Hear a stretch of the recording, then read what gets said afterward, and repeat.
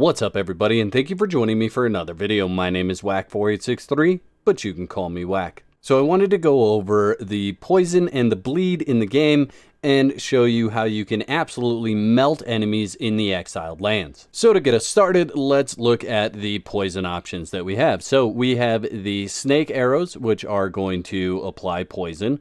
We have the sand reaper poison, and then we have the queen scorpion or scorpion queen poison. Now both the sand reaper poison and the scorpion queen poison can be applied to your weapons. It does not apply to all weapons, so if you run across one that you can't apply it to, it simply has a different attribute that will not allow you to apply any poison to that weapon. Some of those weapons would include the venom-infused daggers or any of the venom-infused weapons. It also will not apply to, say, the shank daggers. Those particular daggers do not allow you to apply poison. However, there's plenty of other weapons that you can apply poison to. So let me explain what I have set up for you today. I have the Sumerian Berserker with the Venom-Infused War Axe. Now, the reason why he has the Venom-Infused War Axe is because it always has the poison applied. It does not wear off of any of the Venom-Infused weapons. So he's going to use that today.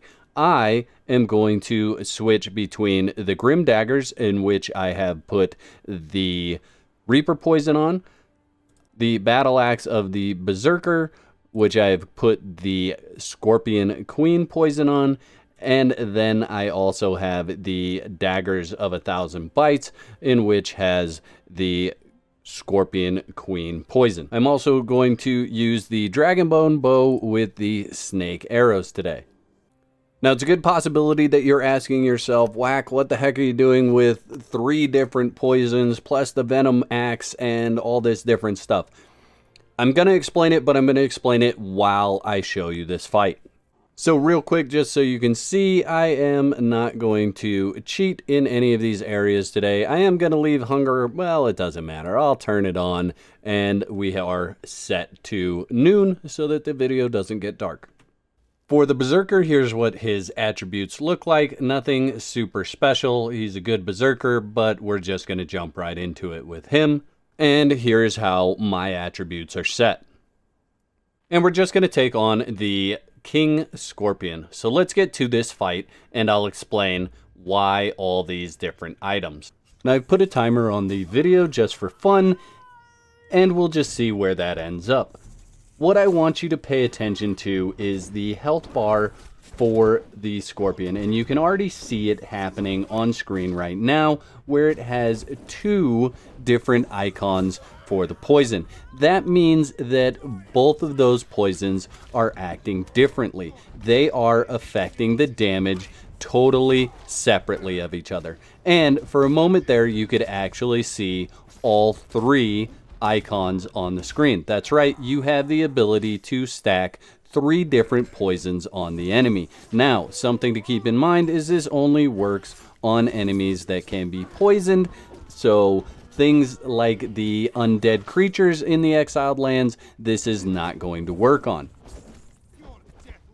It's also good to note that most things that can be poisoned can also be bled. And we're going to get into the damage values of every single one of the poisons, as well as the bleed and how all of that works a little bit later on in the video. You can see I actually almost died. I was down to 1 hit point of damage there, guys.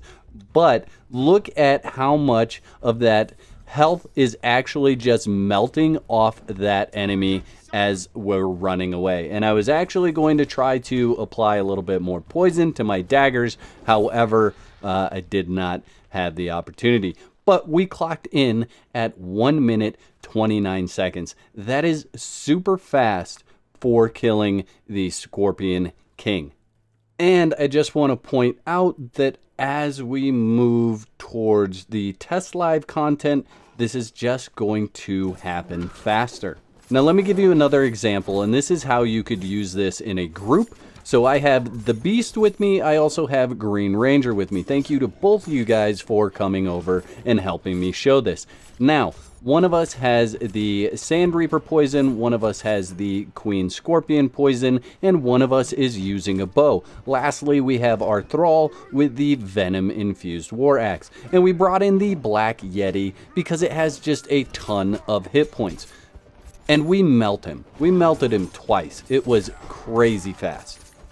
Now, you could say whatever you want about the attacks that this particular boss has, where it just doesn't fight very well. It has nothing to do with that. It has everything to do with the amount of hit points that this boss had. That's why we chose it, and that's what we want to show you. So if you are looking at its health bar, when I back up, you can see that not only does it have 20 bleed, but it has 3 stacks of poison on it. Now, as you saw from those fights, the poisons in this video stack. So, that being said, what we need to know is how much damage are we doing to the enemy at any given point in time.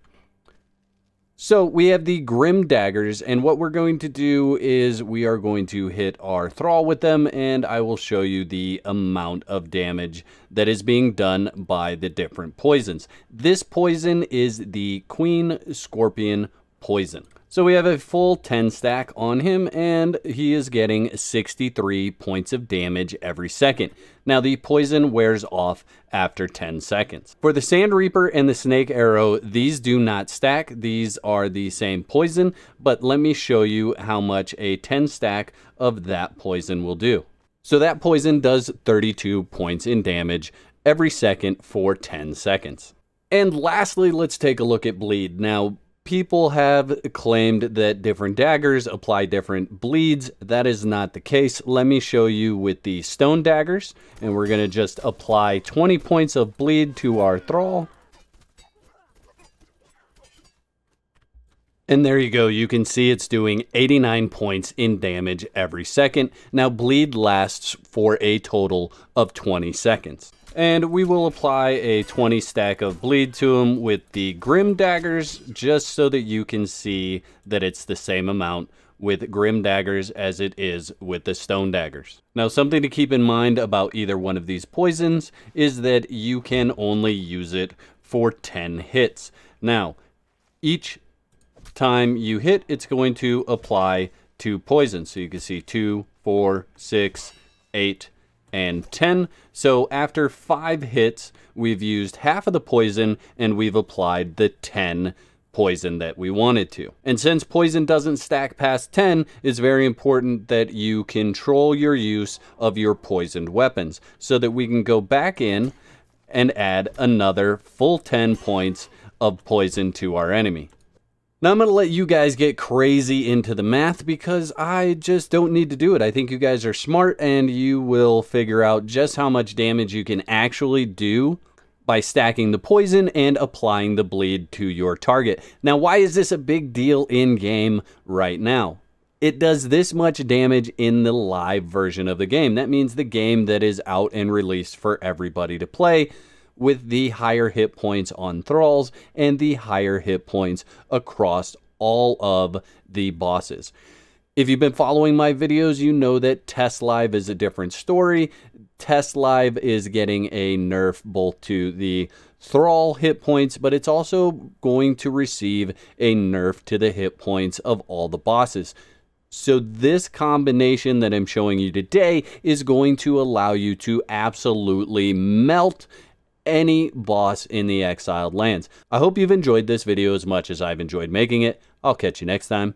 Peace. I'd like to give a big shout out to all my YouTube members and Twitch subscribers. Y'all are absolute legends. I'd like to thank everyone for their continued support, likes, comments, and general awesomeness. If you're not subscribed, you could start your free trial today and cancel at any time. Clicking the bell is highly recommended so you get notified on my next upload. There's a couple of videos on the screen. You can follow me over there to continue the conversation.